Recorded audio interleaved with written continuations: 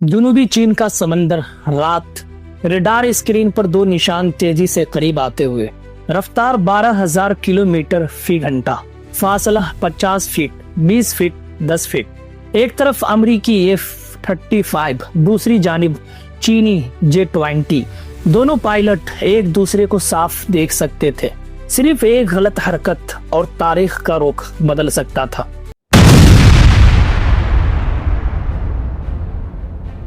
23 जनवरी 2026 ये वाकया सुर्खी नहीं बना क्योंकि ये पहला नहीं था, इसी महीने का तीसरा था। दोस्तों, अहम बात यह है कि यह हादसाती टकराव नहीं लगते, ये ताकत का इजहार है, पैगाम रसानी है, आसाब की जंग है। दोस्तों, यहाँ एक सवाल होता है, क्या हम तीसरी आलमी जंग के करीब खड़े हैं? और अगर ऐसा हुआ तो जनूबी एशिया कहाँ होगा? चीन ताइवान को अपना सूबा समझता है, ताइवान खुद को खुद मुख्तार जमहूरी रियासत समझता है। गुज़श्ता चंद बरसों में चीनी फजाई और बहरी सरगर्मियां नुमाया तौर पर बढ़ी है। जजीरे के गिर्द मुसलसल मशक़ें जारी है जो दिफाई से ज्यादा जारिहाना दिखाई देती है।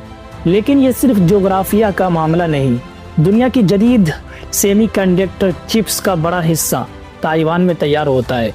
स्मार्टफोन्स, इलेक्ट्रिक गाड़ियाँ, मसनूई जहानत के सिस्टम्स, जदीद हथियार सब उन्हीं चिप्स पर मुनहसिर है। 21वीं सदी की माशियत का ईंधन तेल नहीं, टेक्नोलॉजी है, और टेक्नोलॉजी की नब्ज चिप्स के हाथ में, और हीजिंग ताइवान पर कंट्रोल हासिल करता है तो आलमी सप्लाई चीन की ताकत का तवाजुन बदल सकता है। शी जिनपिंग का हदफ और टाइमलाइन को समझते हैं। चीनी क़यादत 2049 तक कौमी इत्तेहाद की बात करती रही, मगर अमरीकी इंटेलिजेंस रिपोर्ट्स इशारा देती है कि फौज 2027 तक मुमकिन कार्रवाई के लिए तैयार रहने की हिदायत दी गई है। ये तारीख महज कैलेंडर का हिस्सा नहीं, ये स्ट्रेटेजिक प्लानिंग की डेडलाइन है। जब ताकतवर रहनुमा महसूस करे कि वक्त महदूद है, फैसले ज्यादा जारिहाना हो सकते हैं। दोस्तों, अस्करी तैयारियां दोनों जानिब से मुसलसल चल रही है। चीन ने अपनी बहरिया को तेजी से वसात दिए। जदीद जंगी जहाज, तैयारा बरदार बेड़े और बाइपरसॉनिक मिसाइल सिस्टम्स उस हिकमत अमली का हिस्सा है। जौहरी हथियारों की तादाद में भी इजाफा रिपोर्ट किया गया है, अगरचे दुरुस्त तादाद मुख्तलिफ ज़राए में मुख्तलिफ हैं। दोस्तों, दूसरी जानिब अमरीका ने खत्ते में अपने दिफाई इंतजामात मजबूत किए हैं।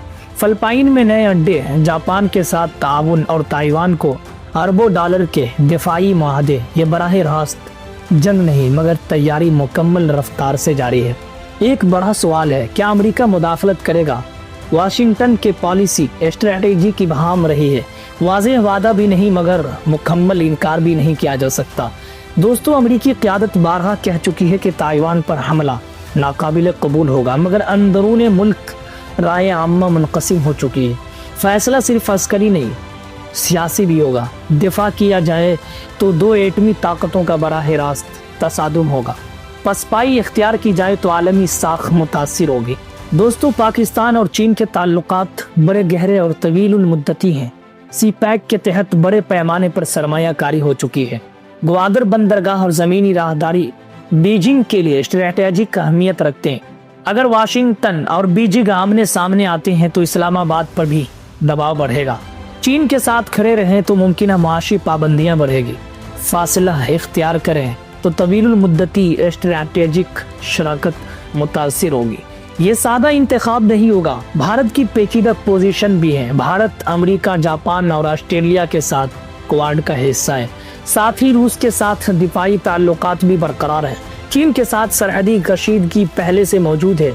एक मुमकिन मंजरनामा ये हो सकता है कि अगर ताइवान पर बहरान बढ़ता है तो बीजिंग लद्दाख या अरुणाचल की सीमत दबाव बढ़ाए ताकि नई दिल्ली मसरूफ है। ऐसी सूरत में खित्ता गैर मुतवक्का सीमत ले सकता है। आलमी फैलाव का भी खतरा हो सकता है। अगर तनाज़ो महदूद न रहा तो मशरक़ी एशिया में इत्तेहादी मुतहर्रिक होंगे।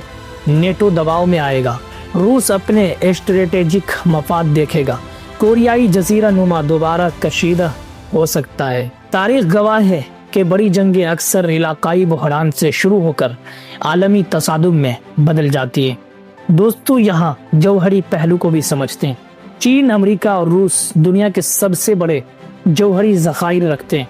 भारत और पाकिस्तान भी एटमी ताकतें تحقیقی مطالعے نے خبردار کیا ہے کہ اگر جنوبی ایشیا میں محدود جوہری تبادلہ بھی ہو تو پیدا ہونے والا دھواں عالمی درجہ حرارت کو کم کر سکتا ہے، زرعی پیداوار متاثر ہو سکتی اور عالمی غذائی بحران جنم لے سکتا ہے۔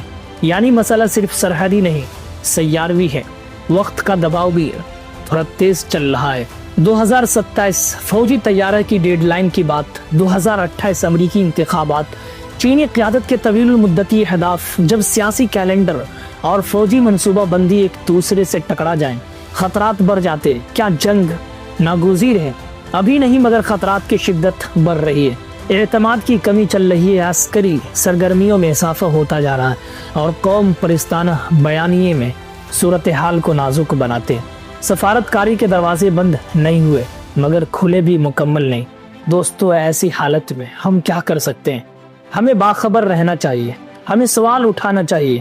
امن کو کمزوری مت سمجھیے۔ جب آپ کو نفرت پر اکسانے کی کوشش کی جائے تو یاد رکھیں، ہر ملک کے شہری جنگ نہیں چاہتے، فیصلے چند لوگ کرتے ہیں، قیمت پوری دنیا ادا کرتی ہے۔ ہم ایک حساس دور سے گزر رہے ہیں، آنے والے برس عالمی طاقت کے توازن کو نئی شکل دے سکتے ہیں۔ یہ لمحہ جذباتی نعروں کا نہیں، سنجیدہ فہم کا ہے۔ جنگ میں فتح کا تصور دلکش لگ سکتا ہے مگر حقیقت میں ہار سب کی ہوتی ہے۔